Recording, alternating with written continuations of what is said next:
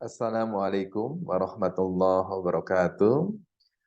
Teman-teman, alhamdulillah pada hari ini kita bisa bertemu kembali dalam acara kuliah perencanaan pembelajaran. Alhamdulillah kita hari ini sudah memasuki bulan Ramadan 1444 Hijriah. Mudah-mudahan hari ini kita dalam keadaan sehat dan juga dalam keadaan baik-baik saja dan masih tetap semangat di dalam menjalankan puasa Ramadannya. Ya, teman-teman, mohon maaf pada hari ini kuliah kita laksanakan secara online karena pada hari ini saya ada kegiatan di Bogor yang tidak bisa saya tinggalkan. Tapi insya Allah kuliah akan berjalan sesuai dengan yang sudah ditentukan. Salawat dan salam semoga senantiasa terlimpah curahkan kepada suri teladan kita Nabi Muhammad Sallallahu Alaihi Wasallam, para keluarga, para sahabat, dan mudah-mudahan kita sebagai pengikutnya. Teman-teman, mari kita buka kuliah pada hari ini dengan membaca basmalah bersama-sama. Bismillahirrahmanirrahim. Ya, di pertemuan sebelumnya kita sudah ngebahas apa itu yang dimaksud dengan rencana pembelajaran. Kita juga sudah belajar kenapa sebuah rencana itu perlu disiapkan dengan matang. Nah, teman-teman, pada hari ini kita akan belajar kelanjutan dari perencanaan pembelajaran. Apa sih manfaat dari pembelajaran itu? Manfaat dari perencanaan pembelajaran adalah dengan perencanaan yang matang, maka seorang guru dia bisa mencapai tujuan yang diinginkannya. Jadi bisa terhindar dari untung-untungan atau dari hasil yang kurang memuaskan.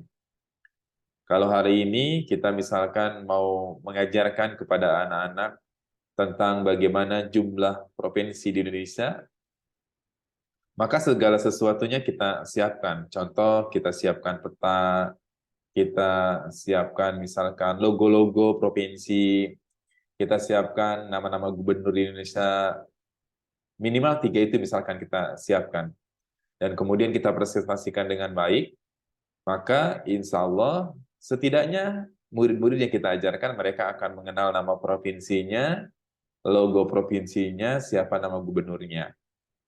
Tapi ini tidak akan tercapai teman-teman ketika persiapannya tidak dilakukan dengan matang. Maka itulah manfaat dari perencanaan pembelajaran, yaitu mencapai tujuan yang diinginkan. Kemudian manfaat berikutnya adalah sebagai pemecah masalah. Dengan rencana yang baik, maka akan diprediksi kesulitan-kesulitan yang akan dihadapi. Contoh ya, tadi kita ngajarin siswa kita tentang jumlah provinsi di Indonesia. Kemudian, kita kan nggak bawa media gambarnya tuh ya. Kita hanya bercerita lewat verbal kita, lewat mulut kita. Mereka nggak tahu siapa gubernurnya, mereka gambar gubernurnya nggak tahu, misalkan gubernur provinsi. Jadi misalkan teman-teman ngebahas tentang Provinsi Jawa Barat. Baik anak-anak, sekarang coba kita lihat, ini adalah logo dari Provinsi Jawa Barat. Bentuknya seperti ini, maknanya seperti ini. Dan berikut ini adalah, kalian nggak kenal? Kenal nggak kalian ini siapa? Oh, ini adalah Pak Ridwan Kamil, Gubernur Jawa Barat. Itu ada fotonya tuh. Kemudian jumlah penduduk di Jawa Barat adalah sekian. Nah, itu bisa lebih dipahami atau bisa dimengerti oleh siswa dibandingkan dengan hanya kita verbal saja. Maka media pendukung dalam pembelajaran itu sangat dibutuhkan sebagai solusi-solusi yang mungkin akan dihadapi para guru dalam menghadapi pembelajaran tersebut. Kemudian juga manfaat dari pembelajaran adalah untuk memanfaatkan sumber belajar secara tepat. Tadi udah saya jelaskan juga, ini nyambung ya. Kenapa sih kita ketika belajar tentang provinsi harus menyediakan bahan ajarnya seperti petanya mungkin, logonya, foto gubernurnya, infografis, dan sebagainya. Nah, tujuannya tentu adalah untuk memanfaatkan sumber belajar. Yang berikutnya, manfaat dari pembelajaran itu, perencanaan akan membuat sistem pembelajaran menjadi sistematis. Jadi kita ngajarnya berurut, dari nama-nama provinsi dulu, kemudian mungkin jumlah penduduk, kemudian profilnya seperti logo, kemudian ada foto gubernurnya, ada sejarah dan sebagainya. Jadi nggak ujung-ujung ngebahas misalkan Provinsi Jawa Barat, langsung misalkan kita bahas tentang apa? Pekerjaan pencaharian warga Jawa Barat misalkan begitu. Tapi memang dibuat secara sistematis. Kalau misalkan kayak kita lihat di Wikipedia ORG itu kan udah jelas tuh ya. Jadi biasanya sistematis dari sejarah dan sebagainya. Kemudian itu manfaat. Kalau fungsi dari perencanaan pembelajaran adalah yang pertama adalah fungsi kreatif. Apabila seorang guru menggunakan pembelajaran dengan perencanaan yang matang, guru akan selalu memperbaiki berbagai kelemahan dalam proses pembelajaran secara kreatif. Jadi, guru yang baik adalah ketika ketidaktercapaian pembelajaran yang dilakukan, maka dia tidak akan menyalahkan yang lain, tapi dia akan berusaha untuk mengoreksi diri dari sisi mana kelemahannya, seperti itu. Itulah fungsi dari perencanaan pembelajaran. Yang kedua adalah fungsi inovasi, yaitu akan muncul jika adanya kesenjangan antara harapan dan kenyataan. Jadi kalau dulu saya belajar mata kuliah metode penelitian, kenapa sih kita harus melakukan penelitian? Ya karena ada kesenjangan antara harapan dan kenyataan. Harapan kita, anak-anak di usia kelas 6 SD, misalkan dia sudah tahu nama-nama provinsi Indonesia, termasuk nama gubernurnya, luas wilayahnya, kemudian logonya, pekerjaannya seperti apa. Tapi ternyata karena gurunya tidak melakukan inovasi, tidak menghadirkan media pembelajaran yang menarik, maka ternyata ketika diuji, mereka hanya tahu nama provinsi. Mereka hanya tahu nama ibu kota provinsinya. Itu bisa jadi adalah karena tidak ada inovasi yang dilakukan oleh guru dalam mengajar. Kemudian fungsi perencanaan pembelajaran juga adalah fungsi selektif, yaitu guru melalui proses perencanaan akan dapat diseleksi strategi mana yang dianggap lebih efektif dan efisien. Saya sering mengatakan kepada teman-teman, kalau kita mengajar di beberapa kelas, contohnya kita mengajar kelas 6 SD di 3 kelas rombel yang berbeda, maka sudah dipastikan 3 kelas tersebut itu punya kepribadian yang berbeda. Cara ngajarnya pun juga beda-beda. Termasuk saya ketika saya mengajar di beberapa kampus, bahkan di kampus yang sama pun, kalau di situ ada kelas 1A dan kelas 1B, atau mahasiswa semester 1 kelas 1, mahasiswa semester 1 kelas B, itu biasanya udah pasti beda tuh, kepribadiannya, kulturnya, atmosfer belajarnya, maka cara saya menghadapi mereka juga beda-beda. Kemudian, fungsi komunikatif, yaitu suatu proses perencanaan yang memadai dan orang yang terlibat baik kepada guru, kepada siswa, bahkan kepada orang tua. Jadi pembelajaran juga harus ada yang namanya komunikasi. Jadi ketika misalkan ada siswa dia punya kelemahan tertentu, maka seorang guru boleh menyampaikan kepada orang tuanya, menyampaikan kelemahan itu supaya orang tuanya mensupport pada bidang-bidang kelemahan tersebut, atau juga kepada guru yang lain. Kemudian fungsi pembelajaran juga adalah sebagai fungsi kontrol, yaitu sejauh mana materi pelajaran yang diserap oleh siswa itu sudah dipahami atau belum dipahami.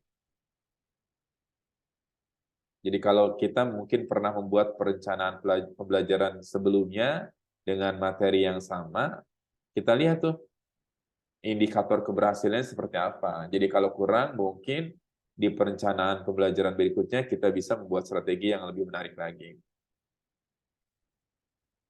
Itu manfaat dan fungsi dari pembelajaran. Nah, teman-teman, jadi kita harus yakini bahwa melakukan sebuah perencanaan dalam pelajaran itu adalah aspek yang sangat penting, ya, yang tidak bisa dilewatkan oleh seorang guru dalam mengajar seperti itu.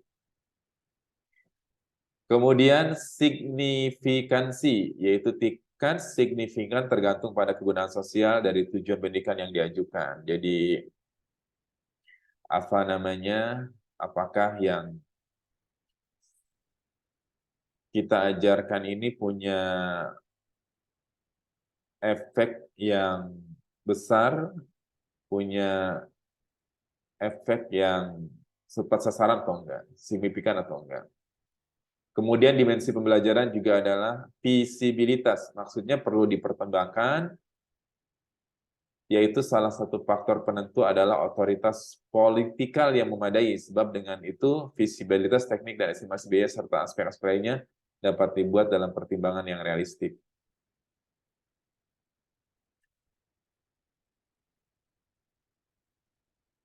Kemudian relevansi, yaitu adalah apa yang kita ajarkan, apakah itu relevan dengan kebutuhan anak-anak atau tidak. Apa yang kita ajarkan, apakah juga punya terkaitan dengan isu-isu kekinian. Jangan sampai tadi kita topiknya tentang belajar jumlah provinsi, sementara data yang diambil mungkin bukan yang update, akhirnya salah. Yang harusnya sekian jumlah provinsi, yang diajarkan adalah sekian, seperti itu. Kemudian dimensi dari perencanaan pembelajaran juga adalah kepastian atau definitiveness, yaitu tidak semua hal yang sifatnya kebetulan dapat dimasukkan dalam perencanaan pengajaran. Namun perlu diupayakan agar sebanyak mungkin hal tersebut dimasukkan dalam pertimbangan. Ketelitian dan parsimoniousness, apa itu ya? Yaitu prinsip utama yang perlu diperhatikan ialah agar perencanaan pembelajaran disusun dalam bentuk yang sederhana, ya. Jadi buatlah perencanaan pelajaran yang bisa kita mengerti. Bahkan sekarang kan trennya adalah RPP satu lembar. Jadi RPP-nya sederhana, tapi cara ngajarnya adalah kreatif dan komprehensif atau menyeluruh. Adaptabilitas, yaitu seorang guru, dia harus beradaptasi dengan berbagai kondisi yang ada. Harus bisa melakukan improvisasi gerakan-gerakan di dalam mengajar. Juga perlu diperhatikan waktunya. Kemudian tentu yang tidak kalah penting adalah dimensi dari monitoring atau pemantauan. Nah, itu adalah dimensi dari perencanaan pembelajaran. Kemudian bagaimana prinsip perencanaan pembelajaran? Yang pertama adalah yaitu menetapkan apa yang mau dilakukan oleh guru, kapan, dan bagaimana cara melakukannya dalam implementasi pelajaran. Jadi kalau hari ini kita mau belajar atau ngajarin anak tentang provinsi di Indonesia, ya udah ditetapkan berapa jam kita akan menyampaikan materi, berapa jam kita akan simulasi, berapa jam kita akan melakukan demonstrasi, dan sebagainya. Kemudian membatasi sasaran atas dasar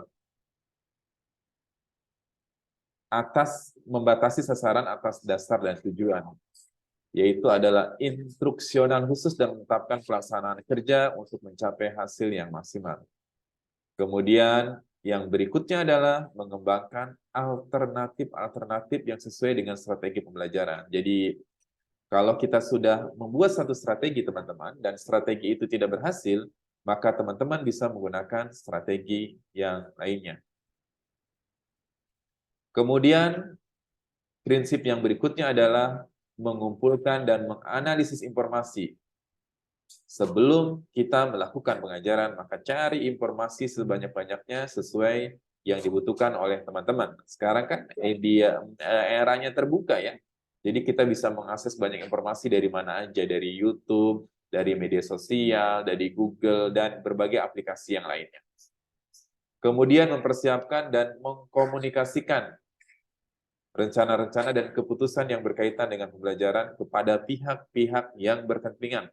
Contoh, kalau hari ini kita akan belajar tentang jumlah provinsi Indonesia dan kita akan menggunakan multimedia, ruangan multimedia, maka kita berkoordinasi dengan orang yang bertanggung jawab di sekolah tersebut yang sebagai penanggung jawab multimedia bahwa Bapak hari ini saya akan mengajar ini, tolong disiapkan ya bla bla bla, seperti itu.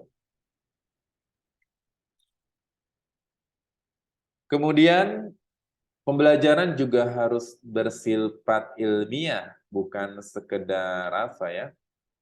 Ya ilmiah, keilmuannya bisa dipertanggungjawabkan, nggak ngarang gitu. Ada sumber belajarnya.